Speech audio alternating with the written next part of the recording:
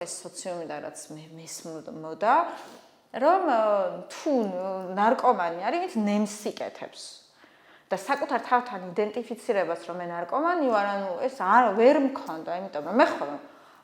ბოდიში ამ სიტყვის და არ ვიჩხირავ. ის რომ უკვე იმ მდგომარეობაში მიხვედი, რომ დახმარება გჭირდება, ან მაგის საკუთარ თავთან აღიარებაც ძალიან მტკივნეულია, იმიტომ რომ